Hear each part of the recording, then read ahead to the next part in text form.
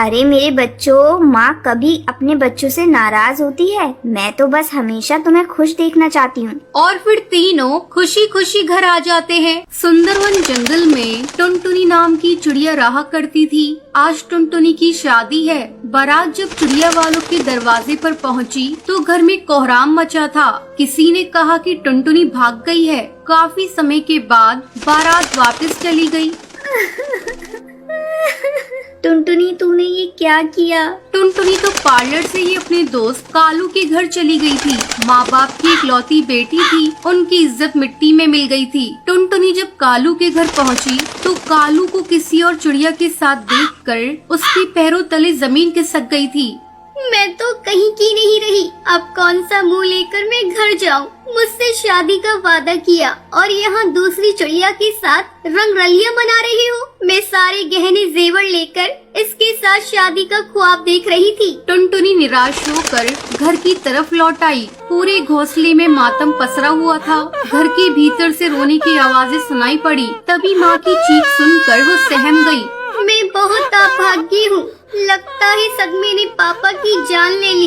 मुझे यहाँ से तुरंत निकल जाना चाहिए। वो तुरंत सुंदरवन जंगल को छोड़कर दूसरे जंगल की तरफ उड़ गई। उसे खुद नहीं पता था कि शादी के मंडप से भागकर वो कहाँ जाएगी। अपने दुर्भाग्य पर उसकी आंखें बरस पड़ी। अचानक उसके कानों में एक जानी पहचानी सी आवाज टकराई। एक्सक्यूज मी, क्या मैं यहाँ बैठ सकती हूँ? अरे भूरी, तुम? टुनटुनी, तुम कहाँ जा रही हो? और इतनी सजी सवरी, और बाकी घर वाले कहाँ हैं? बस बस भूरी, इतने सवालों का जवाब एक साथ कैसे दूं? अब पहले बैठ जाओ। ये बच्ची तुम्हारी है, बहुत प्यारी है, पर इतनी कमजोर क्यों है? हाँ, मेरी ही बच्ची है गुड़िया। इसी के इलाज के लिए दूसरे जंगल जा रही हूँ। इसके दिल में छेद है, इसका ऑपरेशन करवाना है।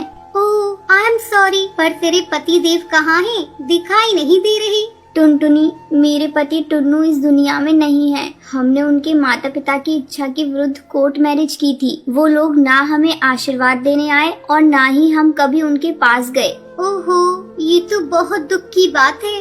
वैसे तुम बताओ, कहाँ जा रही हो? टुनटुनी ने भूरी को सब कुछ बता दिया। अच्छा, तुम रो मत, मेरे साथ ही चलो। मेरे ससुर जी बहुत रईस कौआ है, उनके कई कारखाने हैं। कहीं न कहीं तुम्हें काम मिल ही जाएगा। ओह थैंक्स पूरी, मैंने MBA किया है इसी साल। मैं अपनी मर्जी से शादी करना चाहती थी, पर मम्मी पापा ने अपने आगे मेरी एक भी न सुनी। मजबूर होकर मुझे घर से भागना पड़ा, पर शायद मम्मी पापा सही थे। टुनटुनी की आंखों से आंसू गिरने लगे थे। टुनटुनी, रोना बंद करो। मैं भी पहली बार ही ससुराल जा रही हूँ। जब मेरे ससुर जी ने टुन्नू के मरने की खबर सुनी तो उनका सारा गुस्सा पानी हो गया। उन सभी ने तो मुझे और मेरी बच्ची को देखा भी नहीं है। उन लोगों ने ही पत्र लिखकर मुझे बुलाया है। बहुत देर तक बातें करते करते दोनों नदी किनारे पर ही सो गईं। तभी अचानक एक तेज तूफान आ गया। चारों तरफ अफरा तफरी मच गई थी। तेज हवा से एक डाल सीधा भूरी के ऊपर आकर गिरी। उसके माथे से खून की धाराएं बह रही थी। टुनटुनी, मेरी एक मदद कर दो। मैं शायद जिंदगी और मौत से जूझ रही हूँ। मेरे पास समय नहीं है। प्लीज मेरी बच्ची को उसके दादा दादी के पास पहुँचा देना, और तुम उसकी माँ बनकर ही जाना। वो मुझे नहीं पहचानते। ये कहते कहते भूरी की आंखें बंद हो गई थी। टुनटुनी की रोते रोते हिचकियां बन गई थी।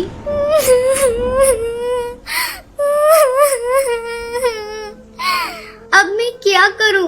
भूरी को छोड़कर कैसे जाऊं? उसने गुड़िया को सीने में जोर से खींच लिया और भूरी के बताए पते पर पहुंच गई। घर क्या, वो तो पूरी हवेली थी। टुन्नू के पिता कड़कनाथ सेठ ने उसे देखते ही कहा, आओ बेटी भूरी, हमें माफ कर दो। हमसे बहुत बड़ी गलती हो गई जो हमने इतने दिनों तक अपने बच्चों से दूरी बनाकर रखी। ऊपर वाले ने हमें उसकी सजा दे दी है। टुन्नू की माँ सुंदरी देवी ने उसे गले लगा लिया और कहा, लाओ बच्ची को मुझे दे दो। अरे कलावती, भूरी भाभी का सामान टुन्नू के कमरे में रख दो। भाभी को उनका कमरा दिखा दो।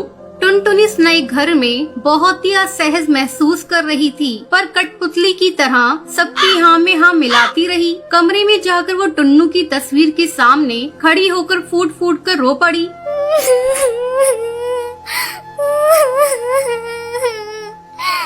आप मुझे माफ कर दीजिए। मैं आपको नहीं जानती, पर आपकी बच्ची के लिए और अपने ठिकाने के लिए मुझे आपकी विधवा का रूप धारण करना पड़ रहा है।